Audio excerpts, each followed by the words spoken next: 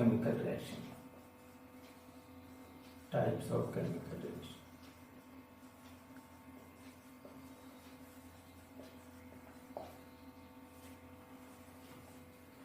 इसमें आप लोगों को types of chemical reaction start करने के पहले ये ध्यान रखना है कि केमिस्ट्री और मैथमेटिक्स, सब लोग बोलते हैं कि केमिस्ट्री बिल्कुल मैथमेटिक्स जैसा है, मार्क्स भी मिलेंगे, तो केमिस्ट्री में मैथमेटिक्स जैसे मार्क मिलते, स्टेप वाइज लिखना है और जैसा लिखेंगे वैसे बिल्कुल स्टेप वाइज परिमाण, ऐसा कुछ है नहीं।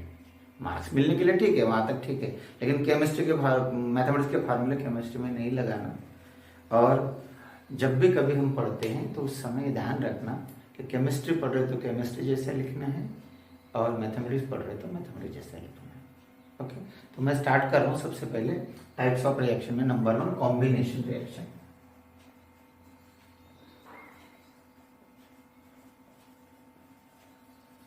कॉम्बिनेशन रिएक्शन को, कॉम्बिनेशन का मतलब होता है एडिशन, इसको एडिशन रिएक्शन भी बोलते हैं। एडिशन रिएक्शन मैथमेटिक्स में सिंपल है ना, एडिशन बोले तो क्या होता है, मैथमेटिक्स में एडिशन बोले तो 1 + 1 = 2, सिंपल है, कोई प्रॉब्लम नहीं है। लेकिन केमिस्ट्री में ऐसा नहीं है, केमिस्ट्री में 1 + 1 = 2 होगा ही, इसकी कोई गारंटी नहीं है। केमिस्ट्री में कॉम्बिनेशन रिएक्शन अभी हम लोग देखेंगे। कॉम्बिनेशन मतलब जोड़ना। केमिस्ट्री में कैसा है, ऐसा एग्जाम्पल लेते हैं हम लोग, ऐसा H2 + O2 it produce H2O। तो यहाँ ये एक तो ये भी एक कट बना। जैसे दूसरा एग्जाम्पल लेते हैं, CaO + CO2 = CaCO3। ये भी एक ही है, ये भी एक ही है, तो ये भी एक ही बना। व्हाट वी थिंक, ऐसा मैथमेटिक्स में होता है कि 1 + 1 = 1, लेकिन यहाँ देखो क्या हो रहा है, ये 1 है, ये दूसरा 1 है, और ये 1 ये वाला और ये दूसरा, मतलब हम ये बोल सकते हैं केमिस्ट्री में 1 + 1 = big 1। So that is the combination reaction. एक और एक, लेकिन बड़ा वाला एक बनेगा। एडिशन हो रही है, एडिशन होने के बाद बड़ा, that is the combination reaction. So this is about combination reaction.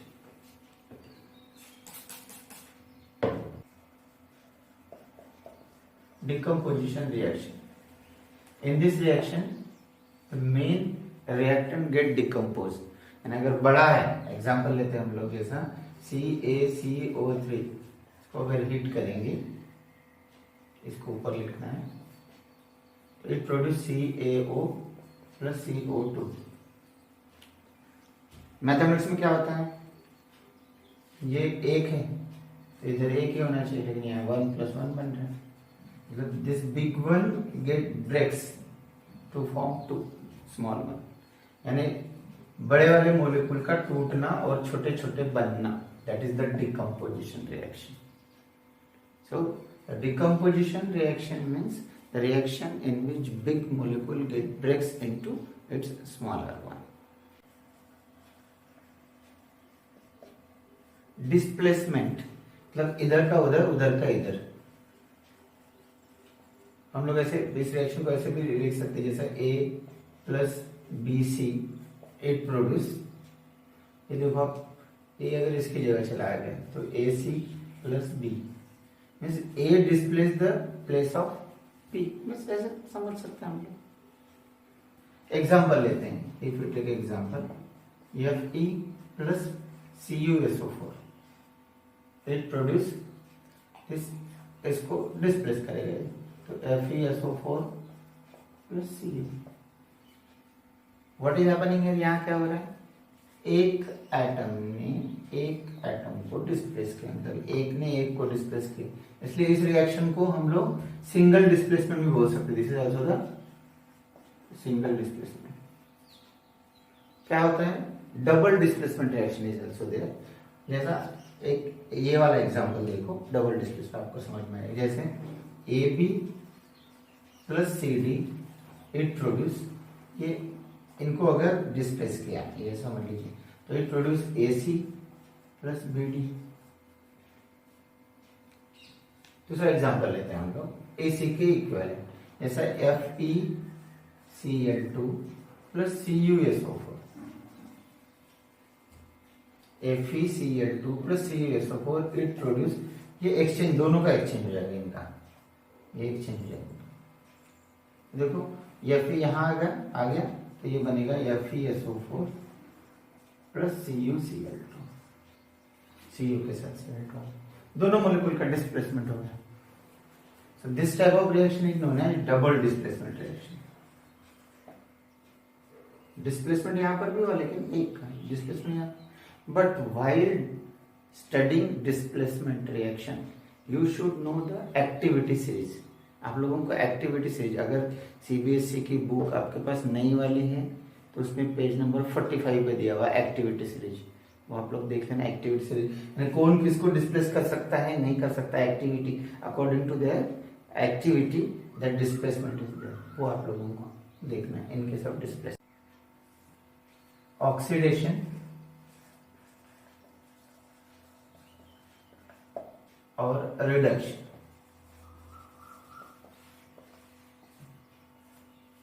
these two reactions are there, but इनकी स्टडी करते समय आपको इस 10th क्लास में क्या ध्यान रखना है, इनके तीन डेफिनेशन है, इसको देखेंगे तो पहली डेफिनेशन है ऑक्सीडेशन, बोले तो एडिशन ऑफ ऑक्सीजन। जिस रिएक्शन में ऑक्सीजन का एडिशन होगा उस रिएक्शन को ऑक्सीडेशन बोलेंगे। रिडक्शन का just opposite, addition of hydrogen. Hydrogen का एडिशन हुआ तो उस रिएक्शन को बोलते हैं रिडक्शन। ऑक्सीजन का एडिशन हुआ तो उस रिएक्शन को बोलते हैं ऑक्सीडेशन। दूसरी डेफिनेशन देखते हैं, जस्ट अपोजिट। दूसरी डेफिनेशन इसके जस्ट अपोजिट है, that is removal of hydrogen. Hydrogen निकाला तो भी ऑक्सीडेशन, और यहां रिमूवल ऑफ ऑक्सीजन, ऑक्सीजन निकाला तब भी रिडक्शन। बढ़िया डेफिनेशन। इसमें ऑक्सीजन ऐड करना तो ऑक्सीडेशन हो गया, एडिशन हाइड्रोजन ऐड करना रिडक्शन हो गया। Removal opposite, removal of hydrogen इधर है, ऑक्सीजन इधर है। एक तीसरी definition, third definition, and that definition is different, बिल्कुल वो अलग डेफिनेशन। एडिशन और रिमूवल से कोई लेना देना नहीं है। That definition depends on the number of electrons get accepted और डोनेटेड। नंबर ऑफ इलेक्ट्रॉन कितने लॉस किया, कितने इलेक्ट्रॉन लिए। So loss of electron is again oxidation, and gain of electron is reduction. So these are the definition of addition and oxidation and reduction reaction. So out of these definition, first two is important for you in this year. इस साल आपको ये दो reaction को ध्यान में रखना है कि एडिशन हो रही है ऑक्सीजन की तो ऑक्सीडेशन, हाइड्रोजन रिमूव हो रहा है तो ऑक्सीडेशन, एडिशन हो रहा है हाइड्रोजन की तो रिडक्शन, ऑक्सीजन रिमूव हो रहा है तो रिडक्शन। अब हम क्या करते हैं, एक दो एग्जांपल्स लेते हैं। जैसा एक एग्जांपल जो आपके टेक्स्ट बुक में दिया हुआ है उसे को लेते हैं। CuO plus H2, CuO plus H2 it produce Cu plus H2। Same reaction हम बुक में दी हुई है, वही रिएक्शन दे रहे हैं, ठीक है। इफ यू सी, अभी तक हमने देखा तो देखो ये ऑक्सीजन रिप्लेस हो गया तो डिस्प्लेसमेंट की रिएक्शन हो गई है। ऑक्सीजन इसके साथ सिंगल डिस्प्लेसमेंट हो गई ना। लेकिन इस CuO को हम लेते हैं, CuO का Cu बना, तो क्या हुआ, रिमूवल ऑफ ऑक्सीजन हुआ।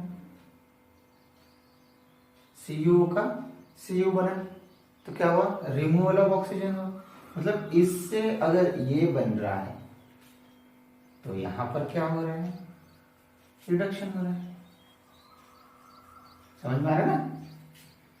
अब दूसरा कलर लेके समझते हैं। अभी जैसे ये H2 है, H2 का H2O हुआ, नहीं ये H2 अगर H2O में कन्वर्ट हो रहा है तो क्या हो रहा है, एडिशन ऑफ ऑक्सीजन। देखो एडिशन ऑफ ऑक्सीजन, इसका मतलब ये हो गया ऑक्सीडेशन। और एक ही रिएक्शन जिसमें ऑक्सीडेशन भी हो रहा है और एक ही रिएक्शन जिसमें रिडक्शन भी हो रहा है,